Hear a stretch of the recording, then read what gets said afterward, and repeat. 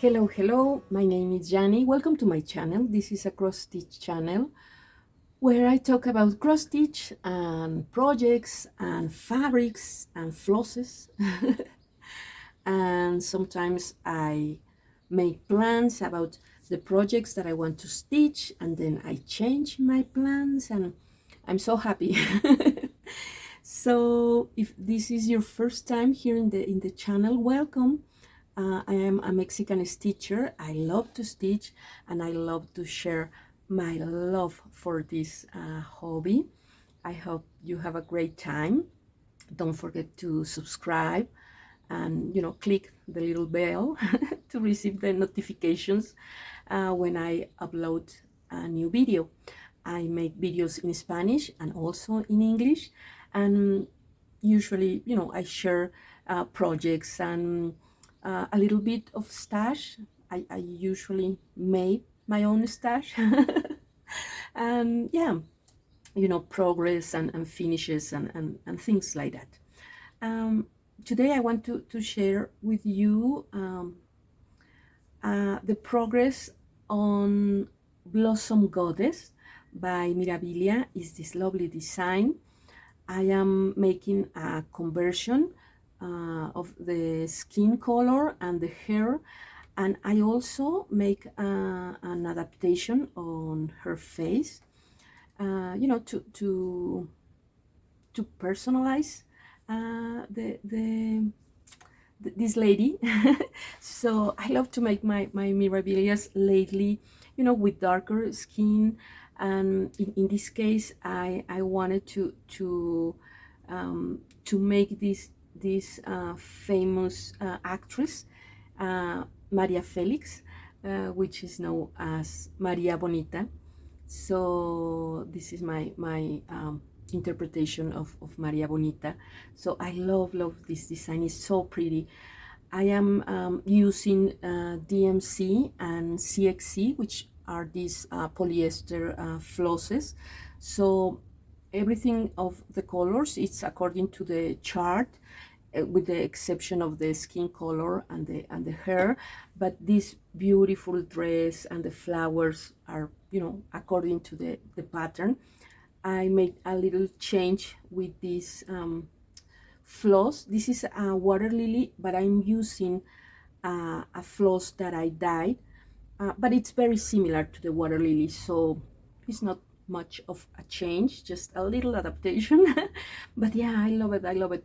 And I am in this design in particular, you don't use any metallic, and you only use two beads, two bead color, and one of these small bugle beads, which I don't have. The original color, and mine it's a little golden, because the color of the design, it's more like bronze color and like copper. And here I have only this, really golden one, but I love them, and I think it will look, nice. So I'm going to use these instead of the original ones. And for the flowers, red, this circle arrangement. The design asks for a pink bead, but I'm going to use this lilac bead. I think it will look really pretty. And for the other mill heel, it's a darker one, almost like a black cherry, but I'm going to use this, which is like I was telling in my Spanish video, is like when you look a Coca-Cola, in the bottle, it's like this color. It's color of Coca-Cola. And I like it, so I will use this, and perhaps I will combine with some of this frosted one, or this light one for the bottom part. So yeah, I usually, when I am going to start beading, because I beat my mirrors at the end, so I have all the stitchy part done, so it's easy for me to find, you know, the colors of the bead according to the colors of the stitching, because many of the times I don't use the material as chart. I make a little conversion for the materials that I have, you know, in hand. So I change these colors with local beads that I get here on my city. So yeah, but it's really convenient after I finish all the stitching, just, you know, put a little beads and see what works for me. So yeah, I'm almost done. It's not a big design, you know, the dress is really beautiful but simple, and yeah, it's not much of a stitching work. So I hope to finish her on this week. I started her 2 weeks ago. So yeah, it's, you know, um, a fast Mirabilia to stitch if you want to make this project. It's lovely, and you know, the original colors and the original faces, it's amazing. But I find, I mean, in my case, I love to make these changes and this personalization, and it's part of the motivation to finish or to stitch a project really fast when you are changing and you want to see the final you know piece with the changes that you did. In my case, I love that challenge and that journey. So, and I totally understand, you know, the stitchers who like to follow the pattern as it is and create or replicate the design as is originally, and how they can, you know, obtain the same result. But in my case, I love to make you know, little changes here and there, and they are just different ways and different methods that we have as stitchers. But all of these different creative process are so valid and so wonderful, and that's part of this amazing community, and how we can learn, you know, from other stitchers, watching the way or looking at the way they stitch or the decisions they made. Perhaps I can, you know, follow another Flosstube or another stitchers, and sometimes the projects that they stitch are not, you know, quite my cup of tea, but that creative process is so inspiring for me, and we can learn so much. So yeah, I love to make this personalization, this change, but I totally admire the stitchers who you know, follow the pattern as it is. And it's part also of the joy of stitching, because many of my friends tell me, you know, Jenny, I don't like to change anything about the design, because I find my stitchy time so relaxing and so, you know, carefree, and I don't like to be, you know, getting worried or what color I'm going to use next, or if I make this change, or if I use different materials. And they start to get stressed about that, and they say to me, you know what, I prefer to follow the instructions as it is, as they are, because in that case I can, you know, relax with the process. So that's amazing, and you can learn for that creative process. So yeah. And talking about, you know, getting inspiring and things like that, I dye a few pieces of fabric. I got a large piece of Aida 14, so I decided to play a little bit with my uh, dies. So I decided to make a few pieces, and I really enjoy to make these hand dye fabrics, you know, creating my own stash. And yeah, sometimes I have a certain project, you know, for a fabric, and I dye the fabric for a project. But like in this case, I just, you know, take some colors and start dyeing my fabrics. So yeah, I really like them. And usually when I stitch on linen, for example, in this I'm using linen 36, I like to change to a different fabric. You know, from this I go to Lugana 32, or in this case Aida 14, and I like to make this change to be stitching in different fabrics, because of course I can have a favorite fabric, but yeah, I like to stitch a project on linen and then change to Lugana and then change to Aida, and it's part of the fun. So yeah, I love this really classic, um, kind of neutral but darker because me. But yeah, it's, you know, brownish, orangey, yellowy fabric, really really pretty.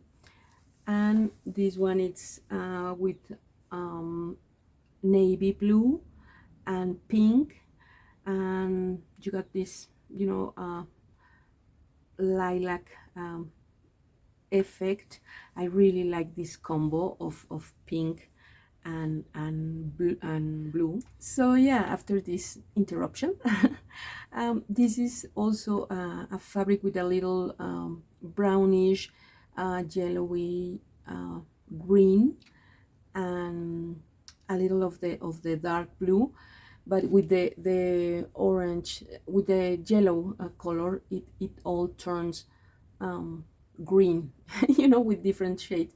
But it's really pretty. I love this fabric. And finally, this one was my favorite. Many times when I dye fabric, I end with a favorite one, and it's not usually the one that I think it's going to be my favorite, but yeah. This has a little of everything, a little brown, a little pink, a little green, a little blue. So, but really subtle, because it's not pink, it's not brown, it's not blue, it's not green. It's, you know, I really like it. And I I was not thinking in a particular design, but I wanted to use this fabric. So I start looking on my charts, and I find a sampler from All Forest. It's called Blue Hydrangea, and it's lovely. And the fabric is really different from this one, because the fabric in the project, it's a dark green, really pretty, but the colors of the project are beautiful.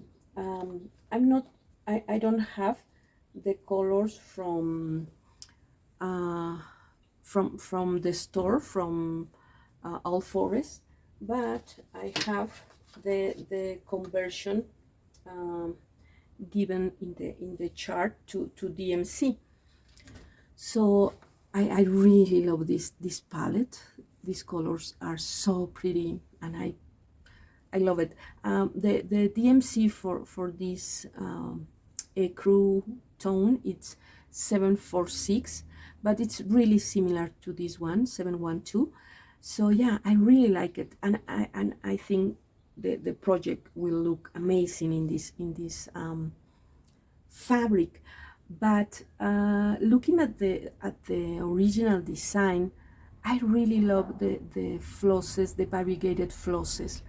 So and also because this is an Aida 14, and even though I love to stitch with one strand, with one floss, like in this case, this is linen 36, and I love to stitch with one floss.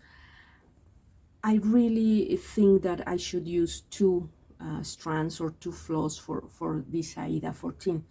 So I decided that I will use two strands, but combining some of variegated floss that I have with the DMC, you know, the corresponding DMC. So I have this water lily, and this is 067, and I'm going to use one floss of the silk and one floss of the DMC. in the case of this ecru, you know, beigey tone, I'm going to use a perlé wildflower. It's from Caron collection, and this is a material that I have, you know, that I have left from the peacock, you know, the Misty Morning Vineyard project that I stitch. And because this is a perlé, I won't need to use, you know, two flosses or two strands. I will only use this perlé. So this is, and it has a little variation, so that could work. For this color, this is a lovely color, and I don't really have these variegated floss that can match with this color, but I decided to use this purplish color, which is very similar to the color of a blue hydrangea. So I'm going to combine one floss of this DMC and one floss of this lovely silk. This is I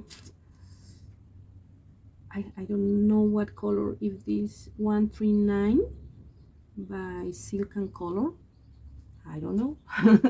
Perhaps, but I think it would look really pretty with the combination of the two. And finally, for this dark DMC, I have this Gloriana, so I'm going to combine one and one. So I think the colors will look really pretty, and the design is beautiful, and it's not a big design, so perhaps for my next video you can see some, you know, progress just to check the colors, you know, not because I'm going to start something new or anything like that. But I like to be inspired by this fabric and playing with combination and with possibilities. So it's part of the journey and of the joy of stitching. So yeah, this is my progress, my stitching report for today. Thank you for watching. Thank you so much for your comments, for your support.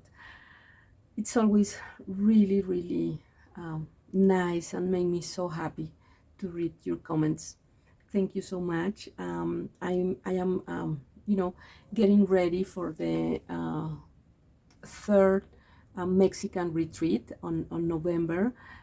We are checking the you know, the inscriptions and the venue and the, you know, the welcome bag and all the surprises that I am preparing for the event. So really happy.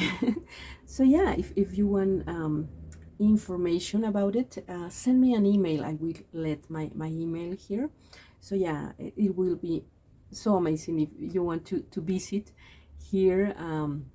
The retreat is going to be here in my city, Morelia, which is in the center of the country, and yeah, it's going to be amazing.